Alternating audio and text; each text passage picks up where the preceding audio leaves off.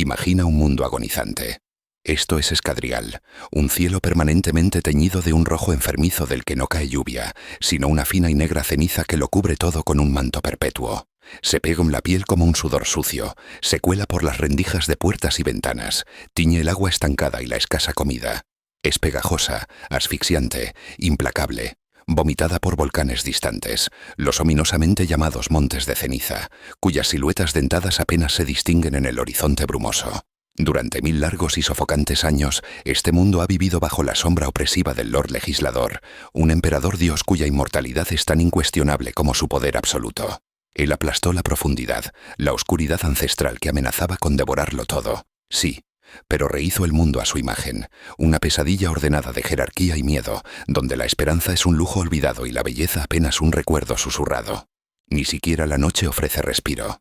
Cuando el sol rojo finalmente se oculta, tiñendo las cenizas de un tono aún más cangriento, unas nieblas antinaturales y densas reptan desde el suelo. No son como las brumas normales. Son más profundas, más frías y parecen tener una voluntad propia, arremolinándose en patrones extraños. Lo envuelven todo en un abrazo helado y esquivo, susurrando peligros innombrables que todos, nobles y ska por igual, han aprendido a temer instintivamente. Aventurarse en ellas sin protección es buscar la locura o una muerte silenciosa y fría, dejando atrás solo un cadáver escarchado al amanecer. La sociedad misma es una jaula diseñada con precisión cruel por el Lord Legislador. En la cima, la nobleza, engreída descendiente de los primeros aliados que lo ayudaron en su ascensión. Viven en un lujo decadente, aislados en sus mansiones fortaleza de Luthadel, y compiten ferozmente por migajas del favor imperial, tejiendo intrigas tan densas y peligrosas como las propias nieblas nocturnas. Debajo, aplastada, ignorada y sin voz, la inmensa masa de los ska. Son los esclavos, la propiedad de los nobles y del Lord Legislador, considerados poco más que animales de carga inteligentes. Su única herencia es el trabajo brutal en plantaciones azotadas por la ceniza y en fábricas asfixiantes, la sumisión o el chasquido del látigo. Sin rostro, sin derechos, sin futuro aparente. O eso parece desde fuera. En el corazón de este imperio moribundo late Luthadel, la capital. Una ciudad de contrastes brutales e hirientes. Imponentes agujas y torreones de acero negro que perforan el cielo ceniciento, desafiando la gravedad con una arrogancia arquitectónica. Mientras a sus pies se extienden barrios ska hundidos en el barro, la enfermedad y una miseria tan profunda que resulta casi física. Es el epicentro del poder del Lord Legislador, el hogar de las grandes casas nobles y sus juegos mortales de política y traición, y la sede del terrorífico Ministerio de Acero. Desde sus severos edificios gobiernan los obligadores de rostro tatuado, burócratas y sacerdotes implacables, y desde sus sombras acechan los pavorosos inquisidores de acero, cuyas púas atraviesan los ojos y se dice con un escalofrío el alma misma, otorgándoles poderes terribles. Pero incluso aquí, en el mismísimo corazón de la tiranía, hay fisuras. Corren rumores, susurros apenas audibles en las noches sin niebla, intercambiados en callejones oscuros entre los ska más desesperados o más valientes. Hablan de un poder oculto, casi olvidado, llamado alomancia, la habilidad casi mítica de ingerir ciertos metales puros y quemarlos internamente, usándolos como combustible para desatar habilidades sobrehumanas. Fuerza increíble, sentidos agudizados, la capacidad de influir en las emociones o incluso de empujar y tirar de otros metales a distancia. Un don que, según la doctrina oficial del ministerio, pertenece exclusivamente a las más puras líneas de sangre nobles, una señal de su favor divino. Pero los susurros insisten tercos, ska que pueden usar metales, individuos con poderes increíbles ocultos entre la masa esclava, un anhelo de rebelión que se niega a morir por completo, y sobre todo la leyenda de un hombre, un ska como ellos, que hizo lo imposible, sobrevivió al infierno en la tierra, escapó de los pozos de Hatsin. Un nombre que se pronuncia con una mezcla de miedo y reverencia, Kelsier. Nuestra mirada se posa sobre Vin, una sombra más en el laberinto de callejones sucios y retorcidos de Luthadel. Es apenas un espectro de chica ska, toda ángulos agudos bajo ropas raídas que poco la protegen del frío ceniciento, y una desconfianza tan profunda que parece tejida en su alma como las cicatrices en la espalda de otros skei. Esta coraza invisible fue forjada por una vida de golpes, hambre y escasez, y afilada hasta el extremo por las lecciones brutales de su hermano mayor, Ren. Él la abandonó hace tiempo, un recuerdo doloroso y amargo de traición, pero su voz paranoica resuena aún en la mente de Vin, un eco constante advirtiéndole: no confíes en nadie, te traicionarán, siempre lo hacen. Esta máxima es su única ley, su único refugio mientras sobrevive en la banda de ladrones de un tal Camon, un matón tan cruel con los débiles como cobarde ante los fuertes. Trabajar para él es un mal necesario, una forma de comer y tener un techo precario, pero Bean sabe que es tan prescindible como cualquier otro miembro de la banda. Bean guarda un secreto más, algo que apenas comprende y que llama su suerte. Es una sutil influencia que puede ejercer sobre las emociones ajenas. Puede calmar la ira de un matón con una suave presión invisible sobre su mente, avivar la avaricia de un mercader para distraerlo de un hurto, o apaciguar el recelo de un guardia con una oleada de tranquilidad forzada. No sabe cómo funciona, solo que es peligroso si se descubre. Algo que Rin, con su paranoia y violencia, le habría arrancado a golpes si lo hubiera sabido. Así que lo oculta con celo, como oculta cada pensamiento y cada miedo detrás de sus ojos cautelosos y extraordinariamente observadores. La banda de Camon, hinchada de una estupidez arrogante y miope, prepara un golpe audaz. Timar al mismísimo gremio cantonés, una rama corrupta pero poderosa del Ministerio de Acero. Un plan ridículamente peligroso, una invitación al desastre. Durante la tensa ejecución, mientras Camon intenta impresionar a los funcionarios con mentiras burdas, Bean recurre a su suerte, tratando desesperadamente de apaciguar a los oficiales recelosos del cantón, sintiendo cómo la tensión aumenta a su alrededor. Pero la suerte no basta cuando la estupidez es tan grande y el objetivo tan peligroso. La trampa se cierra, la traición florece entre los propios ladrones y el plan se desmorona en un caos de acusaciones y miedo pánico. Camon, furioso y buscando un chivo expiatorio fácil para su propio fracaso, descarga su rabia sobre Bean, golpeándola brutalmente. Justo entonces, cuando la violencia parece ser la única respuesta del mundo que Bean conoce, una nueva figura emerge de las nieblas arremolinadas de la noche como un fantasma vengador. Un hombre alto, envuelto en una capa hecha de la propia niebla, que ondea y se disipa a su alrededor como si estuviera viva. En su rostro, una sonrisa que es pura insolencia y desafío, y en sus brazos, gruesas cicatrices queloides marcando la piel como un mapa de dolor superado y convertido en fuerza. Es Kelsier, el superviviente de Hatsin. Su nombre es una leyenda susurrada en la oscuridad, la única persona conocida que ha escapado de los pozos de Hatsin, las minas de Atium del Lord Legislador, un lugar de muerte segura del que solo volvían cadáveres rotos. Se enfrenta a Camon y sus secuaces no como un combatiente, sino como una fuerza imparable de la naturaleza. Se mueve con una velocidad y una gracia que desafían la lógica, casi danzando entre los matones desconcertados, su capa de niebla girando a su alrededor. Es alomancia pura y brutal en acción. Monedas, simples clips de bronce, salen disparadas de sus manos con un silbido agudo, impactando con la fuerza letal de balas. Fragmentos de metal en el suelo saltan hacia él como atraídos por un imán invisible o eran repelidos con violencia, creando un caos controlado y aterrador. En apenas unos momentos, la banda de Camon es neutralizada, sus miembros gimiendo de dolor o inconscientes en el suelo ceniciento. Kelsier revela entonces su propósito. La estafa fallida de Camon era en realidad una tapadera para él, una forma de atraer y observar a alguien específico dentro de la banda. Alguien con el toque de la alomancia. Había venido a buscar a Bean. Se inclinó sobre ella, aún aturdida y dolorida en el suelo. Y entonces Kelsier dijo, su voz una mezcla de diversión y seriedad que Bean no supo interpretar. No tengas miedo, chica. Sé lo que eres. He estado buscándote. Bean retrocedió instintivamente, acurrucándose sobre sí misma, el pánico atenazándola. Las advertencias de Rin gritaban en su cabeza como sirenas. Confiar en este hombre sonriente y letal que acababa de masacrar a sus compañeros de banda.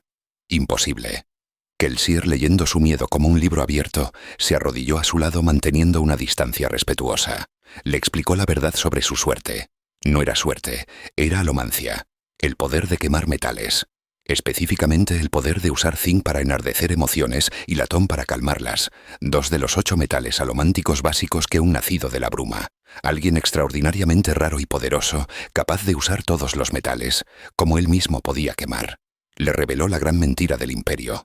La alomancia no era exclusiva de los nobles, era un poder que podía surgir en cualquiera, incluso en una chica ska como ella, despreciada y olvidada.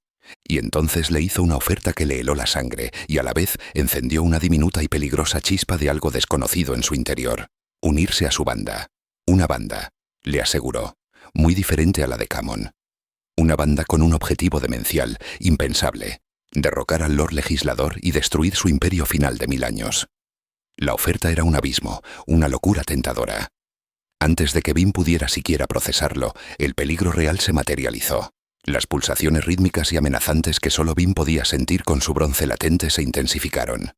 Un prelan del ministerio, y peor aún, un inquisidor de acero. Esa figura aterradora, inhumana, con púas de metal donde deberían estar los ojos, llegaron atraídos por la conmoción alomántica. Buscaban a un Skya usando metales. ¡Corre!, gritó Kelsier, agarrando a Vin mientras el inquisidor avanzaba hacia ellos con pasos implacables. La huida fue un borrón de tejados barridos por la ceniza y saltos imposibles a través de callejones oscuros y estrechos. Kelsier quemaba hierro y acero con maestría. La fuerza invisible de los metales tirando de él hacia anclajes distantes o empujándolo lejos de ellos para realizar acrobacias increíbles. Vin apenas podía seguirle el ritmo, tropezando y cayendo, pero Kelsier siempre estaba allí, tirando de ella, desviando proyectiles con una moneda bien colocada, protegiéndola del horror con púas que les perseguía con una tenacidad inhumana y aterradora. Finalmente, se deslizaron por una trampilla oculta y llegaron a la relativa seguridad de una tienda de licores anodina, que ocultaba una guarida subterránea bien disimulada.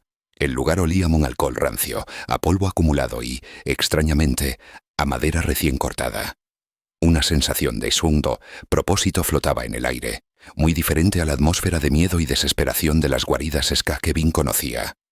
Allí esperaba Clubs, el dueño, un hombre de rostro adusto y brazos fuertes de carpintero, silencioso y observador, con virutas de madera aún pegadas a su delantal. Kelsier lo presentó como un miembro vital de su equipo, un carpintero, un alomántico capaz de quemar cobre para generar una nube invisible que ocultaba el uso de la alomancia de miradas indiscretas, como la de los inquisidores que acababan de eludir. Allí, en la penumbra de la guarida iluminada por lámparas de aceite, Vin conoció al resto del insólito grupo. Dodgson, el administrador y amigo de infancia de Kelsier, la evaluó con una mirada práctica, sin rastro de alomancia pero con una inteligencia organizativa evidente en sus ojos cansados. Parecía el único ancla de sentido común en aquel lugar. Ham, corpulento y con aspecto de soldado veterano, la saludó con una inclinación de cabeza y una pregunta inesperada sobre la naturaleza de la suerte y el destino, revelando su faceta de matón filosófico que quemaba peltre para obtener fuerza. Cerca, Brice, impecablemente vestido a pesar del entorno subterráneo, le ofreció una sonrisa encantadora que no disipaba del todo la sensación de cálculo en su mirada. Un sosegador experto en usar latón para manipular emociones, Perry sin duda. Y apartado en un rincón, el joven Spook, sobrino de Claps, murmuró algo ininteligible en la extraña jerga callejera del este, sus sentidos de ahumador, capaz de potenciar sus sentidos quemando estaño, probablemente abrumados por la nueva presencia y la tensión residual de la huida. Vin se sintió más fuera de lugar que nunca, un erizo asustado en medio de... ¿Qué eran? ¿Locos? ¿Soñadores? ¿Héroes? Estos hombres trabajaban juntos, se respetaban, incluso discutían abiertamente sin temor a represalias, bromeaban, incluso en medio de aquella tensión palpable. Confiaban el uno en el otro de una manera que Vin apenas podía comprender. Era un concepto tan ajeno a su experiencia de traiciones y supervivencia solitaria que le resultaba casi doloroso observarlo, una herida que no sabía que tenía. Kelsier, disfrutando visiblemente de su desconcierto pero también con un deje de orgullo al presentar a su gente, la presentó formalmente. Con una sonrisa amplia, Kelsier anunció: «Caballeros, os presento a Vin, nuestra nueva y muy talentosa nacida de la bruma. Y la razón por la que nuestro pequeño juego está a punto de volverse mucho más interesante». «El pequeño juego», explicó Kelsier entonces con detalle, desplegando mapas y planes sobre una mesa tosca, y no era nada menos que la revolución. Su plan era una locura meticulosamente orquestada, casi artística en su audacia. Sembrar el caos entre las grandes casas nobles, enfrentándolas unas contra otras mediante sabotajes, rumores y ataques selectivos. Usar esa distracción, ese caos en la cima, para reclutar y armar un ejército ska, dándoles por fin una razón para luchar, una esperanza tangible por la que morir. Y en el momento culminante, cuando Luthadel estuviera sumida en la confusión y la guerra interna, atacar el corazón del imperio, el propio Lord Legislador en su fortaleza de Credicshaw. La audacia era sobrecogedora, casi blasfema. Vin vio cómo incluso sus leales compañeros, hombres que claramente lo seguirían al infierno, intercambiaban miradas escépticas ante la enormidad de la tarea. Pero la fe de Kelsier en sí mismo, su carisma ardiente y su absoluta convicción eran contagiosas, casi una fuerza alomántica en sí misma que barría las dudas. Vin simplemente estaba aterrada y fascinada a partes iguales, atrapada sin remedio en la órbita de aquel hombre imposible. Para que el plan funcionase, explicó Kelsier, Necesitaban ojos y oídos dentro de la hermética y traicionera alta sociedad. Necesitaban que alguien se infiltrara en sus bailes opulentos, escuchara sus conversaciones secretas y descubriera sus debilidades. Ese alguien decidió que Kelsier, con una certeza que no admitía réplica, mirándola fijamente, sería Vin. Transformada en Lady Valette Renus, una sobrina ficticia de un noble menor convenientemente adquirido por la banda. Una nueva vida, una nueva y peligrosa mentira, estaba a punto de comenzar para la chica Ska que solo quería sobrevivir. Comenzó así una doble vida para Vin, una existencia esquizofrénica que la empujaba constantemente fuera de su zona de confort, desafiando cada instinto de supervivencia que había aprendido. Por un lado, estaban las mañanas y algunas tardes dedicadas a Kelsier, la banda y la brutal pero fascinante disciplina de la alomancia. El entrenamiento se intensificó bajo la implacable, aunque a menudo extrañamente alentadora, tutela de Kelsier. Ya no se trataba solo de aprender a quemar los 8 metales básicos de un nacido de la bruma, sino de dominarlos, de sentir sus distintos quet y sabores y texturas en su interior, de combinarlos en el fragor del momento, de moverse con ellos como si fueran una extensión fluida de su propio cuerpo y voluntad. Kelsier la empujaba sin piedad aparente, convencido de que solo la presión extrema forjaría el acero de sus habilidades. A veces la lanzaba desde tejados bajos en los almacenes abandonados que usaban como campo de entrenamiento, gritándole que empujara o tirara de algún objeto metálico para poder amortiguar la caída, forzándole a usar acero y hierro instintivamente para sobrevivir. Otras veces la hacía luchar contra Ham en agotadores combates de práctica. El corpulento matón, aunque siempre contenía su inmensa fuerza potenciada por peltre, la superaba de tal manera que Vin solo podía confiar en la agilidad, la astucia y el uso inteligente de los otros metales para esquivar, desviar o, muy raramente, derribarlo.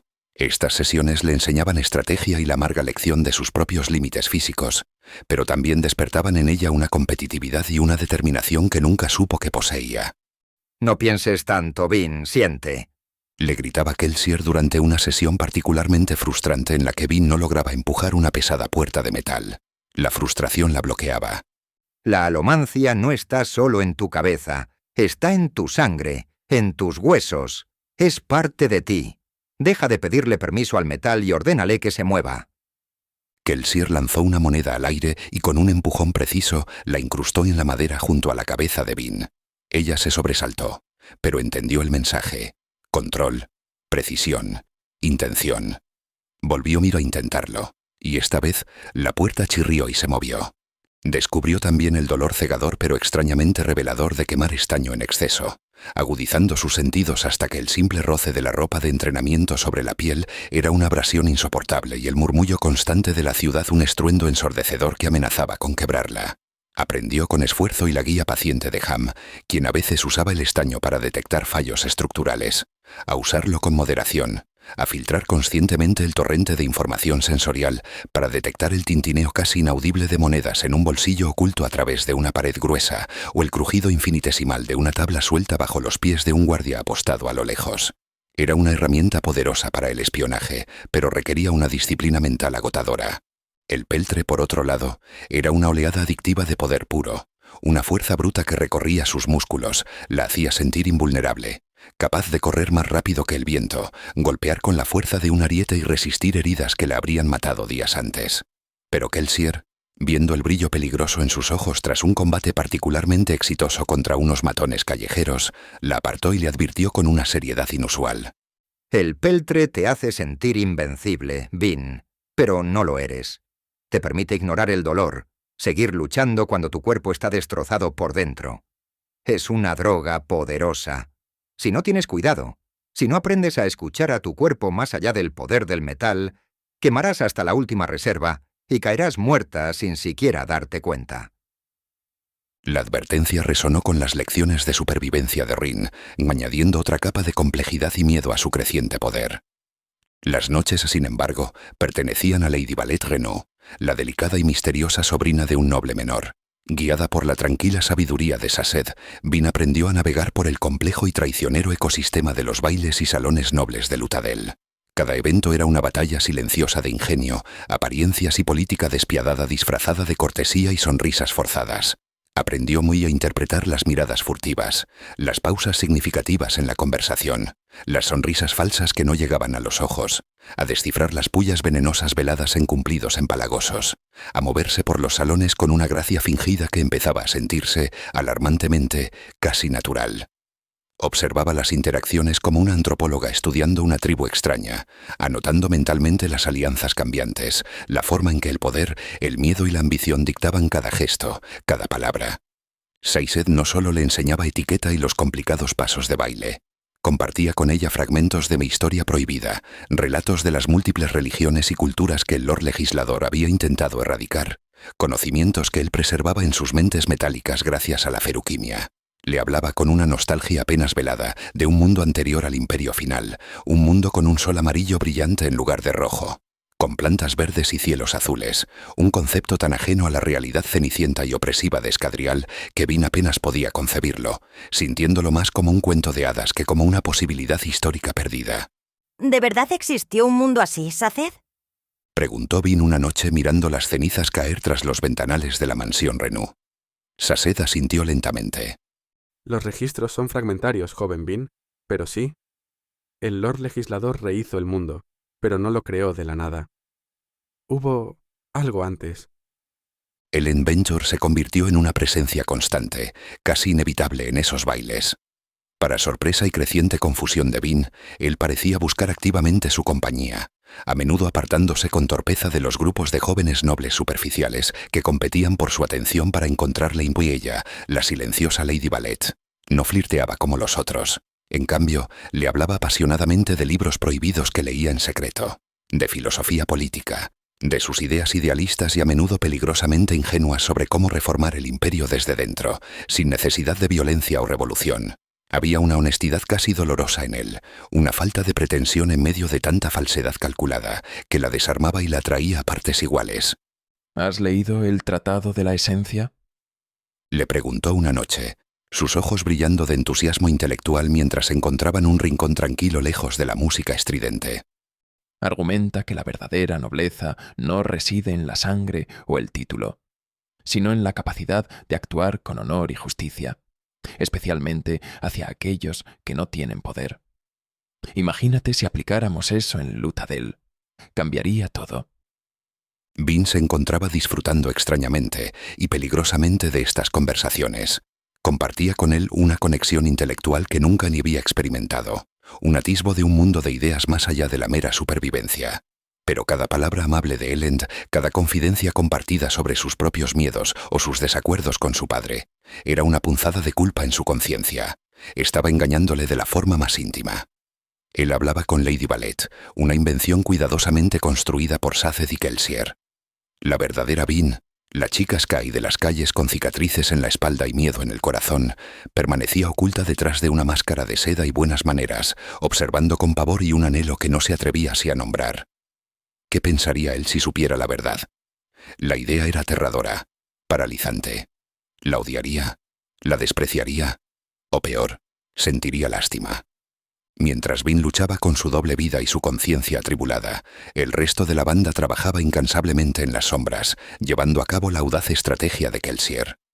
Este, con su carisma arrollador y una audacia que a menudo alarmaba al pragmático Dockson, orquestaba la campaña de desestabilización contra las grandes casas.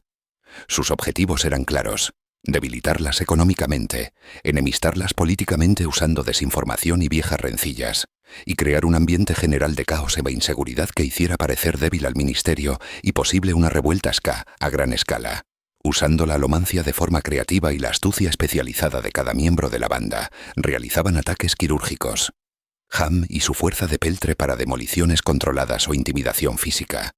Brice y su latón para influir sutilmente en negociaciones comerciales o avivar paranoias entre nobles ya de por sí recelosos. Clubs y su cobre para proporcionar cobertura alomántica. Spook y su estaño para labores de vigilancia y escucha. Uno de sus golpes más audaces y que más resonó en Luthadel fue contra la poderosa y arrogante casa Hastings. Kelsier lideró personalmente un asalto nocturno relámpago a su mansión principal. El objetivo no era simplemente robar riquezas, aunque se llevaron algunos objetos de valor como distracción, sino algo mucho más estratégico: localizar y destruir sus ocultas reservas de atium. Este metal blanco plateado era la fuente del poder de los nacidos de la bruma nobles, permitiéndoles ver brevemente el futuro inmediato, y su control era clave para la economía y el poder militar de las grandes casas. Destruir las reservas de Hastings no solo los debilitaba enormemente, sino que enviaba un mensaje inequívoco y aterrador a toda la nobleza. Nadie, ni siquiera los más poderosos y protegidos, estaban a salvo de la ira y el alcance del superviviente. La operación fue un éxito espectacular y sangriento, sembrando el pánico en los salones de Lutadel y aumentando la tensión entre las casas hasta un punto crítico, exactamente como Kelsier pretendía. Él parecía disfrutar genuinamente del caos resultante. Su sonrisa era más brillante y peligrosa en medio del peligro creciente, una actitud que empezaba a inquietar a Bean. Paralelamente, el infatigable Dodgson gestionaba la creciente pero extremadamente frágil red de informantes SKA y supervisaba los difíciles y a menudo desalentadores intentos de reclutamiento para el futuro ejército rebelde. Era una tarea ingrata y llena de peligros ocultos. Los Scapon estaban profundamente aterrados, condicionados por 1000 años de esclavitud brutal y adoctrinamiento sobre la divinidad invencible del Lord Legislador.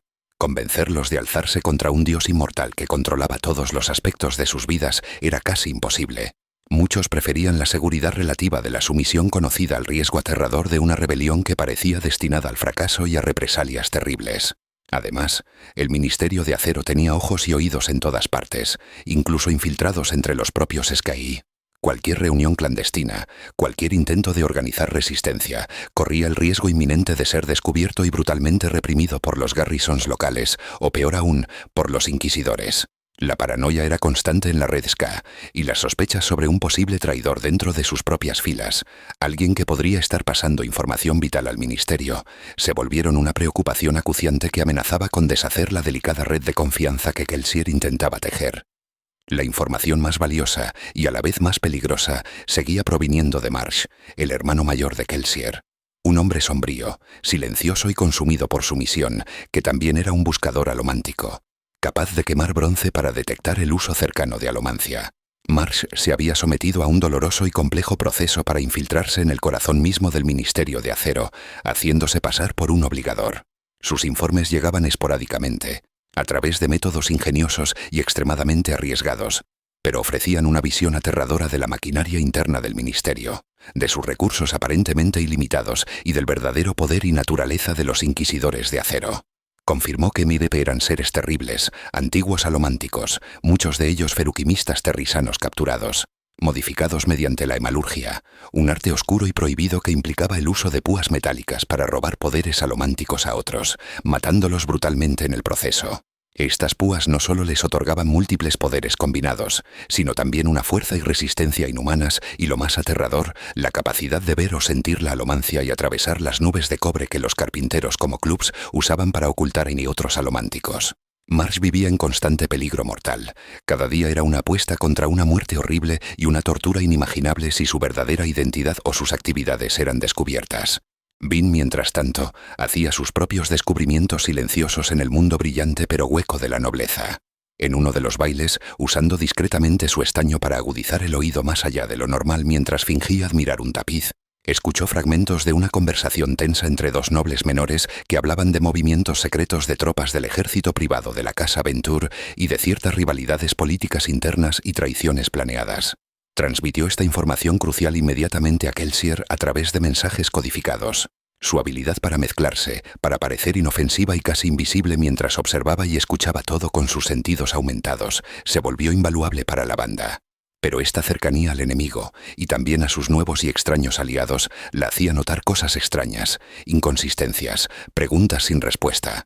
La forma en que Saced a veces parecía saber mucho más de lo que decía sobre las profecías del héroe de las eras, sus evasivas respuestas estudiadas sobre ciertas leyendas terrisanas relacionadas con el Pozo de la Ascensión, la intensidad casi fanática, casi personal y llena de dolor reprimido, en la mirada de Kelsier cuando hablaba del Lord Legislador, un odio que parecía ir mucho más allá de la simple rebelión política.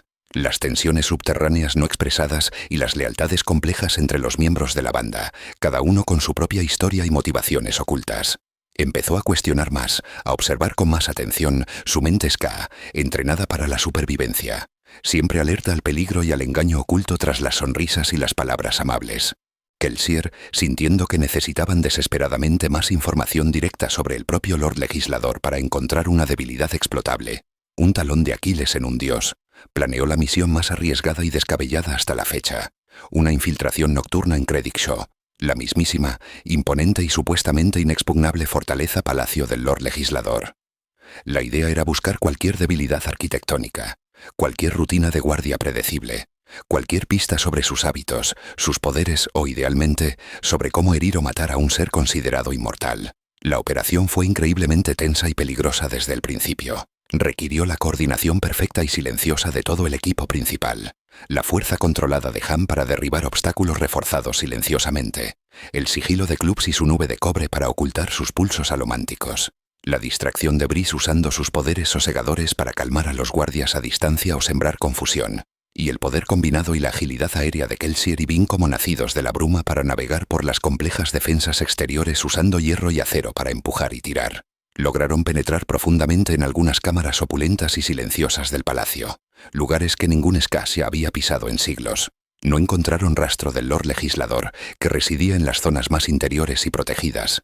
Pero Bean, siguiendo una extraña intuición alomántica, una sensación de antigüedad y conocimiento oculto, descubrió una pequeña habitación secreta tras un pesado tapiz en lo que parecía ser un ala olvidada del palacio. Dentro, sobre un escritorio polvoriento, encontró un viejo diario o cuaderno de bitácora, encuadernado en cuero desgastado y escrito a mano en una lengua antigua y elegante que no pudo leer. Sintiendo instintivamente su importancia vital, lo tomó, justo antes de que tuvieran que escapar apresuradamente al ser casi detectados por una patrulla de guardias de élite con armaduras de obsidiana. El diario, aunque inicialmente indescifrable, se sintió como una victoria inmensa, un secreto tangible arrebatado de las fauces del propio enemigo. Seised, al verlo, mostró una emoción contenida pero profunda.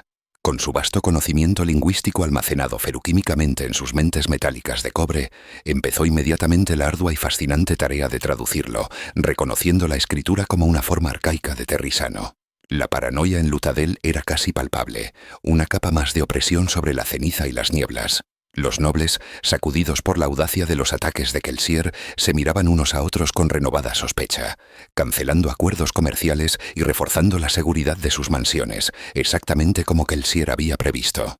Mientras tanto, el Ministerio de Acero, bajo la dirección implacable de los Inquisidores de Acero, intensificó brutalmente su caza de rebeldes Ska, y sobre todo del misterioso y escurridizo nacido de la bruma que osaba desafiar al Lord Legislador.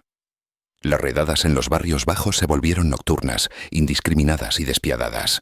Desaparecían Ska por docenas, arrancados de sus miserables catres en mitad de la noche, y los cuerpos torturados que aparecían ocasionalmente colgados en plazas públicas servían como advertencias macabras para cualquiera que soñara con la libertad. El miedo era el arma más eficaz del imperio, y el ministerio la blandía sin piedad. La banda de Kelsier sentía la presión como un nudo corredizo apretándose. Moverse por la ciudad, realizar operaciones de suministro o incluso reunirse en la guarida de Clubs se volvió exponencialmente más peligroso. Cada sombra parecía ocultar un espía, cada guardia del Garrison una amenaza potencial. Fue en medio de esta creciente tensión que llegó a Lutadel una figura clave para la siguiente fase del plan de Kelsier: los Renus. No el noble menor y sin importancia cuyo título Kelsier había comprado meses atrás, sino el ser que ahora habitaba su cuerpo prestado. Se trataba de Oresur, un Kandra, miembro de una raza antigua y misteriosa de metamorfos, criaturas capaces de consumir los huesos y tejidos de un cuerpo muerto para adoptar su forma física a la perfección, incluyendo recuerdos superficiales, gestos y patrones de habla. Los Kandra eran sirvientes ancestrales, desprovistos de voluntad propia más allá de la obediencia a complejos contratos que dictaban su servicio a cambio de un pago considerable. Kelsier, con su característica previsión y audacia, había contratado a Orsor mucho antes, preparándolo para interpretar el papel del tío de Bean, Lord Renug, y así consolidar definitivamente la tapadera de Lady Valette en la alta sociedad. La llegada oficial de Lord Renug a Lutadel fue un evento social menor para la ciudad, anunciado con discreción, pero para Bean fue profundamente inquietante y perturbador. Orsor, bajo la apariencia de un noble de mediana edad, ligeramente corpulento, de rostro afable y modales impecables, interpretó su papel con una maestría escalofriante en el primer baile al que asistieron juntos. Saludó a Bean con la cantidad justa de afecto paternalista y orgullo discreto. contando anécdotas inventadas sobre su sobrina que disiparon cualquier duda persistente sobre la legitimidad de Lady Valette Renaud entre los nobles curiosos.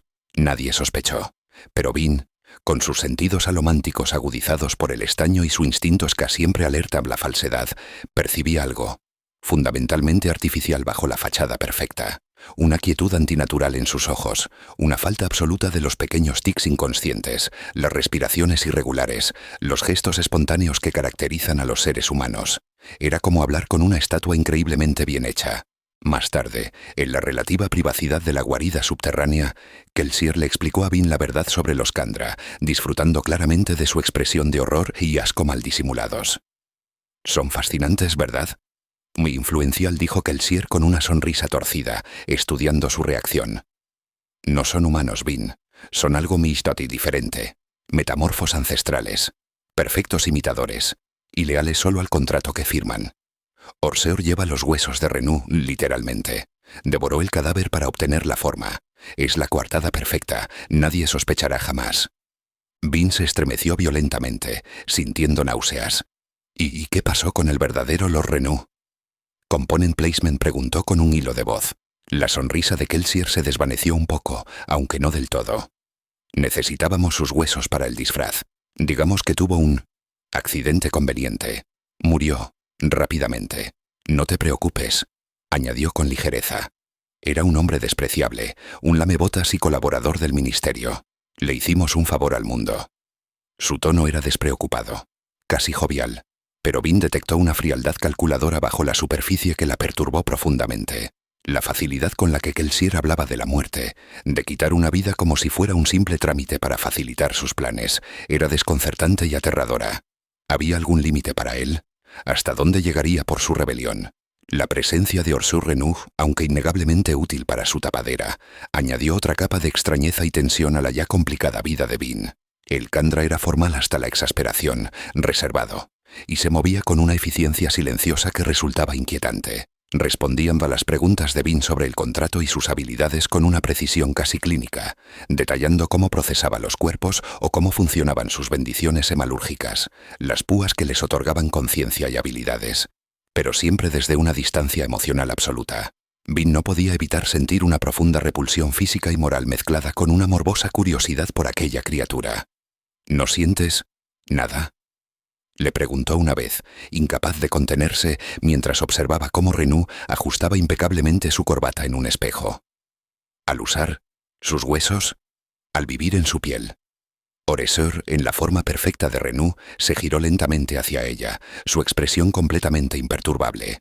Sentimos la obligación del contrato, nacida de la bruma, el placer del servicio bien hecho. Las emociones humanas como el apego a un cuerpo o el remordimiento son ineficientes, contraproducentes para nuestra función. Este cuerpo, dijo indicando la forma que vestía, es una herramienta temporal para cumplir mi servicio hacia el contratante Kelsier. Su respuesta, tan lógica y desprovista de cualquier atisbo de humanidad o empatía, solo sirvió para aumentar la sensación de otredad de Bean y para recordarle lo poco que realmente entendía sobre las fuerzas que Kelsier estaba dispuesto a utilizar. Mientras Bean lidiaba con la presencia del Kandra y sus crecientes dudas sobre los métodos y secretos de Kelsier, las operaciones de la banda continuaban, aunque con mayor dificultad. Marsh enviaba informes cada vez más alarmantes desde dentro del ministerio. Hablaba de interrogatorios brutales dirigidos por inquisidores que utilizaban la hemalurgia no solo para ganar poder, sino también para extraer información, de la eficiencia aterradora con que detectaban la alomancia incluso en los niveles más bajos, y de los preparativos masivos del Lord Legislador para aplastar cualquier indicio de levantamiento ska con una fuerza militar y alomántica inimaginable. En uno de sus mensajes codificados, pasado a través de una compleja cadena de contactos ska, advirtió directamente a su hermano: «K, te están subestimando por ahora, te ven como una molestia carismática, pero no durará. El Lord Legislador sabe más de lo que aparenta. Si descubren tu verdadera fuerza como nacido de la bruma o la existencia de la chica, desatarán todo su poder. Y cuidado con las púas, hermano. No te confíes». Kelsier, sin embargo, parecía alimentarse del peligro creciente, volviéndose más audaz y temerario. Rechazaba sistemáticamente las sugerencias de Dodgson y Clubs de actuar con más cautela, de consolidar sus ganancias en lugar de seguir provocando al oso. «No, Dox», exclamó Kelsier durante una tensa reunión de planificación en la guarida, golpeando la mesa con el puño. Este es el momento preciso. El miedo es nuestra mejor arma ahora mismo. Los nobles están divididos. El ministerio está reactivo, no proactivo. Tenemos que golpear más fuerte justo ahora. Hacerles creer que somos una marea imparable que está a punto de ahogarlos. O hacer que nos aniquilen a todos en el proceso. Murmuró Clubs desde su rincón habitual, con su pesimismo característico, ganándose una mirada fulminante de Kelsier que silenció cualquier otra objeción. La tensión también afectaba a Mia Bean en su faceta noble, volviendo los bailes aún más peligrosos. Strathventure, el despiadado y calculador padre de Elend, un hombre cuya crueldad era legendaria incluso entre la brutal nobleza de Luthadel, empezó a mostrar abiertamente su desagrado por la relación de su idealista hijo con la advenediza y desconocida Lady Ballet. En un encuentro casual en un pasillo durante una recepción oficial, Lord Venture le dedicó a Bean una mirada gélida y evaluadora, como si fuera un insecto interesante pero molesto, una mirada que prometía violencia si se interponía en sus planes para Elend. Más tarde esa noche, Elend, visiblemente preocupado, le confesó a Bean sus temores en la relativa privacidad de su biblioteca privada, un santuario de libros y tranquilidad en medio de la locura de su casa.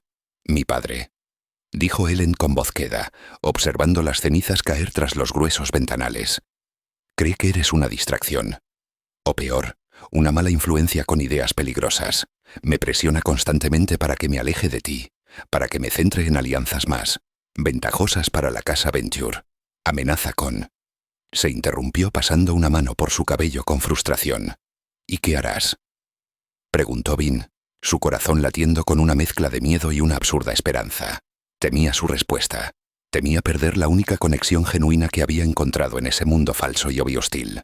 Elend la miró, y por un momento, Bean vio al joven idealista ensombrecido por la carga del heredero de la casa más poderosa de Luthadel.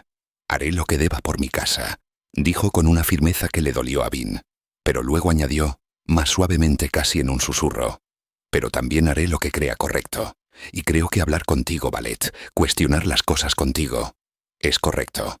Me haces pensar, no quiero perder eso». Esa dualidad en Elend, esa lucha interna entre el deber y el deseo, resonaba dolorosamente con la propia confusión de Bean. Se sentía irremediablemente atraída por su honestidad, su inteligencia y su bondad fundamental. Pero la sombra de su linaje, la mentira que ella representaba y el peligro que suponía para él si se descubría la verdad, se interponían constantemente como un muro invisible. ¿Podría haber alguna vez un futuro para ellos? ¿O estaba jugando con fuego, arriesgándose a quemarse y peor aún, a quemarlo a él también en la hoguera de la rebelión de Kelsier? Mientras tanto, los fragmentos traducidos del diario encontrado en Credicshaw por Saced ofrecían pocas respuestas claras y muchas más preguntas inquietantes. Hablaban del pozo de la ascensión no como la fuente del poder divino del Lord Legislador, como afirmaba la doctrina oficial, sino como una especie de prisión o sello para una entidad antigua, poderosa y malévola llamada Ruina. El autor del diario, que parecía ni haber vivido justo antes de la ascensión, advertía desesperadamente que el héroe de las eras, una figura profética que supuestamente salvaría al mundo, no debía bajo ninguna circunstancia liberar esa entidad. Pero las profecías también decían que el héroe debía tomar el poder del pozo. Era una contradicción aparente y peligrosa. Era el Lord Legislador el héroe profetizado. Había tomado el poder pero evitado liberar a Ruina, o había fallado en su misión y quizás liberado algo terrible sin darse cuenta. O, peor aún, no era el héroe en absoluto, sino alguien que había usurpado su lugar y quizás incluso estaba aliado con Ruina. ¿Y qué significaba todo eso para el plan de Kelsier de derrocarlo? Si el Lord Legislador, a pesar de su tiranía, estaba de algún modo conteniendo a esta Ruina, ¿qué pasaría si Kelsier tenía éxito? Bean intentó presionar a Saced para obtener más respuestas, más interpretaciones, pero el erudito terrisano se mostraba inusualmente evasivo, casi preocupado. «El conocimiento puede ser peligroso, joven Bean», le dijo Saced con su habitual serenidad, aunque sus ojos normalmente tranquilos parecían cansados y cargados de preocupación mientras estudiaba los intrincados caracteres del diario. «Hay verdades que el mundo quizás no esté preparado para afrontar todavía. Mi deber como guardián es preservar, investigar, pero no interpretar prematuramente o difundir aquello que podría causar más daño que bien». Su reticencia solo alimentó las sospechas de Bean. La sensación de que algo fundamental no encajaba, de que Kelsier, a pesar de su aparente franqueza, ocultaba partes cruciales de la verdad sobre sus motivaciones, sobre el Lord Legislador, sobre las profecías, crecía día a día en la mente de Bean. Su lealtad hacia el hombre que la había rescatado y le había dado un propósito era fuerte, casi incondicional. Su afecto por la banda, Ham, Brice, Klops, Dodgson, incluso el extraño Spook, se había convertido en algo parecido a una familia disfuncional que nunca había tenido. Pero su instinto de supervivencia, perfeccionado en las calles más duras de Luzadel y afilado por las cicatrices dejadas por Rin, le gritaba que estuviera alerta, que cuestionara todo, que buscara la verdad oculta. El imperio final se tambaleaba visiblemente bajo los golpes de Kelsier. La rebelión avanzaba contra todo pronóstico, pero las sombras parecían alargarse a su alrededor, ocultando peligros aún mayores y más antiguos que los que podían ver a simple vista. Fue en este clima de máxima tensión que Jeden, el líder de la facción rebeldesca más numerosa, finalmente confrontó y ejecutó sumariamente al hombre que Marsh sospechaba era el traidor dentro de sus filas. La confrontación fue breve y sangrienta, desarrollándose en los túneles húmedos bajo la ciudad, confirmando las sospechas pero costando también vidas valiosas de escaleales atrapados en el fuego cruzado. Aunque eliminar al informante del ministerio era dolorosamente necesario, el incidente y la forma en que se manejó fracturaron aún más la ya frágil confianza entre las diferentes facciones rebeldes Skei. Muchos desconfiaban de los métodos expeditivos de Kelsier y temían las represalias que sus acciones estaban provocando. Algunos, como Jeden, aunque ahora más alineado con Kelsier por necesidad, lo culpaban abiertamente por haber traído tanta atención y violencia sobre ellos. ¿Valdrá la pena este sueño tuyo de gloria superviviente? Le espetó Jeden en un tenso encuentro posterior, señalando a los Ska heridos tras la purga. Mira cuántos mueren por él. ¿Cuántos más deben caer? Kelsier, sin embargo, parecía inmutable en su propósito, sus ojos brillando con una intensidad casi febril. Morían de todos modos, Jeden, replicó Kelsier, su voz baja pero vibrante de una convicción aterradora. Morían lentamente, sin esperanza, en las plantaciones, en las fábricas, en la oscuridad olvidados por todos. Yo les doy una razón para morir, una oportunidad para que su muerte signifique algo, para que su sangre compre un futuro diferente. Su fervor era magnético, pero también inquietante en su absolutismo. Fue durante este periodo de creciente peligro y paranoia que Vin tuvo su primer encuentro directo y aterrador con el verdadero poder letal de un inquisidor de acero. Ella y Kelsier estaban realizando una misión de reconocimiento nocturna de alto riesgo, moviéndose sigilosamente por los tejados cerca de los cuarteles centrales del ministerio, buscando puntos débiles para futuras operaciones. Quemando bronce, Vin intentaba detectar la presencia de otros alománticos, guardias, otros inquisidores, mientras Kelsier evaluaba las defensas estructurales. De repente, una sensación helada recorrió la espalda de Vin, muy diferente a los pulsos rítmicos y familiares de la alomancia que el bronce solía detectar. Era algo vacío, frío y activamente depredador. Kelsier. Drenia susurró, la voz ahogada por un miedo repentino, pero él también lo había sentido, poniéndose tenso al instante. Desde las sombras profundas de una torre cercana, una figura se materializó, como si la propia oscuridad se hubiera solidificado. Era enorme, mucho más alto que un hombre normal, vestido con las túnicas grises sin insignias del ministerio. Pero lo más espantoso eran las 4 largas y brillantes púas de acero que emergían brutalmente de sus cuencas oculares vacías y desaparecían en la parte posterior de su cráneo afeitado. Un inquisidor de acero. Y se dirigía directamente hacia ellos, moviéndose con una velocidad antinatural. «¡Corre, Vin!», gritó Kelsier, empujando la Fey hacia el borde del tejado mientras él se giraba para enfrentar al inquisidor, desenvainando un par de dagas de cristal obsidiana. La huida y la lucha subsiguiente fueron desesperadas y caóticas. El inquisidor se movía con una velocidad y fuerza inhumanas, claramente potenciado no solo por alomancia, quemaba peltre y acero con una potencia increíble, sino también por la hemalurgia que le otorgaban sus púas. Podía empujar y tirar de metales con una fuerza que rivalizaba con la de Kelsier, lanzando trozos de mampostería como proyectiles mortales, pero también parecía capaz de detectar su alomancia incluso a través de la nube de cobre de un carpintero cercano. ¿Cómo? Drenia Vin aterrada mientras esquivaba por poco un trozo de gárgola lanzado hacia ella. ¿Podía el bronce hemalúrgico ser tan poderoso? Mientras Kelsier luchaba valientemente, usando su ingenio superior, su agilidad de nacido de la bruma y su conocimiento del entorno urbano para mantenerse apenas un paso por delante de la fuerza bruta y la tenacidad implacable del inquisidor, Vin intentó ayudar. Lanzó objetos metálicos para distraerlo, usó latón para tratar de calmar la furia asesina del inquisidor, lo cual pareció enfurecerlo aún más, como si sintiera la manipulación emocional. Fue entonces cuando el inquisidor, ignorando momentáneamente a Kelsier, se giró bruscamente hacia ella. No tenía ojos, pero Vin sintió su atención enfocarse en ella con una intensidad aterradora y malévola, como si pudiera oler su alomancia, su miedo. Con un rugido gutural, lanzó una pesada barra de hierro arrancada de una barandilla cercana y iba hacia ella con una fuerza tremenda. Vin quemó peltre instintivamente, poniendo toda su fuerza recién descubierta en desviar el golpe en el último segundo. Logró evitar ser empalada, pero el impacto brutal la envió volando por los aires contra una chimenea de ladrillo, dejándola sin aliento, con un dolor agudo y punzante en el costado y el sabor metálico de la sangre en la boca. El inquisidor se cernió sobre ella, levantando una mano enorme con garras metálicas improvisadas. Vin cerró los ojos con fuerza, esperando el golpe final, maldiciendo su debilidad. Pero entonces, Kelsier intervino con un grito de rabia primigenia.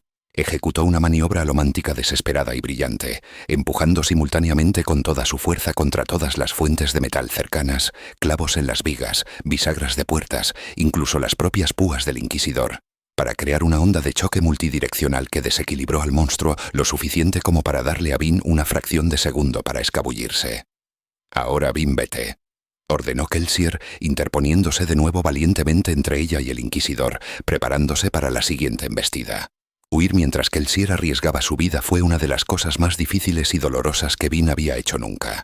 Cada instinto le gritaba que se quedara, que luchara un Laligori a su lado. Pero sabía que Kelsier tenía razón.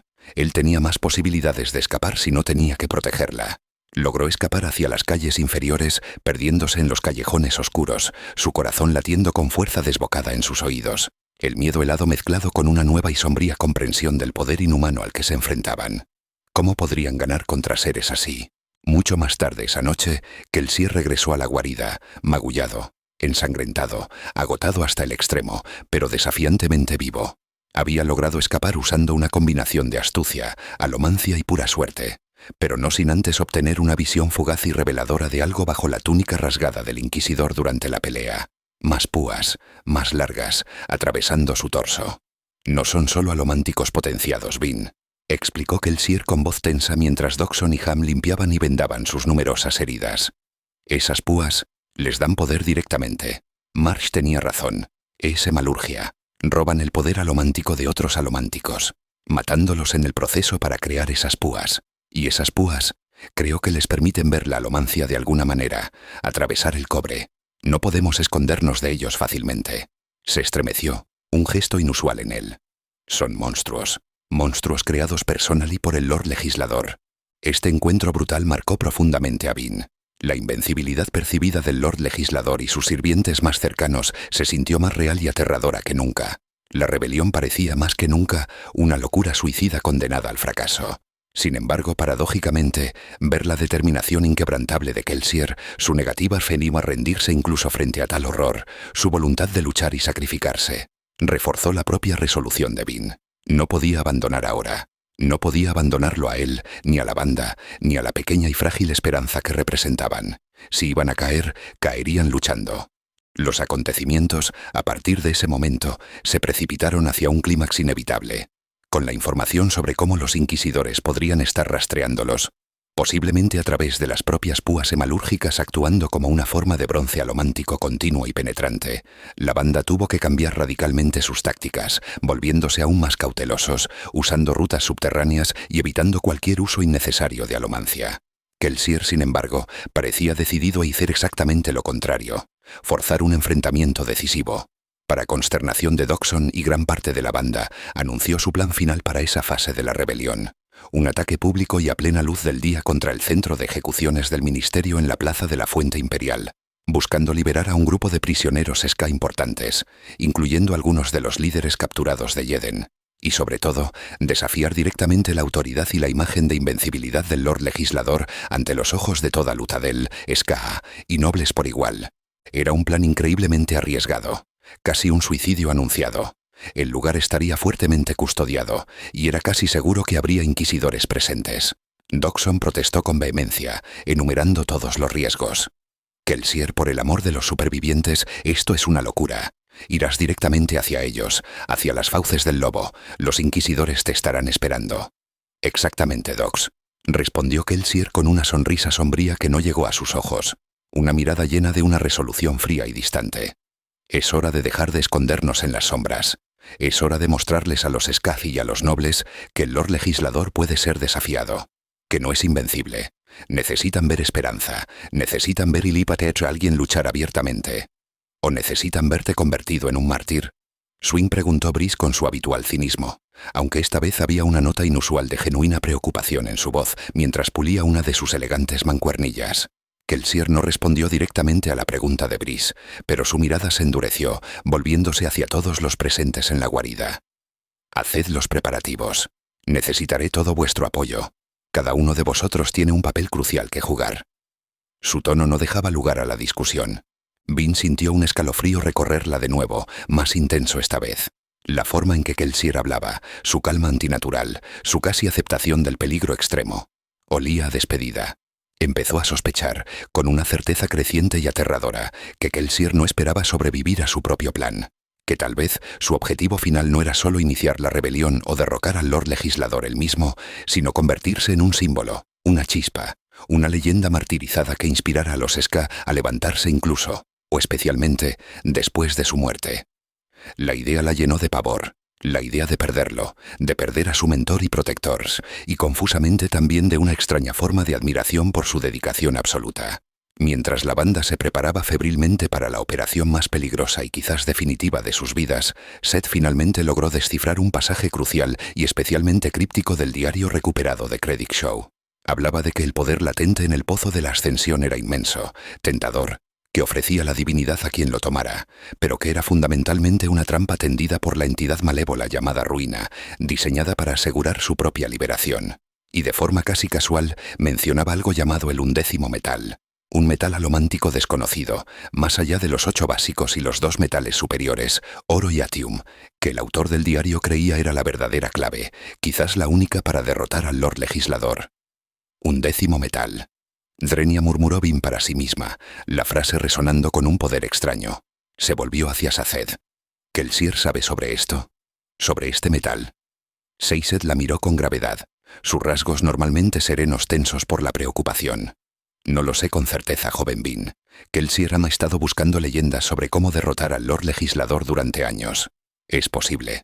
Pero el diario es muy claro al advertir que buscar el pozo o su poder sin comprender plenamente las profecías y los riesgos es increíblemente peligroso. Podría desatar algo mucho peor que el propio Lord Legislador.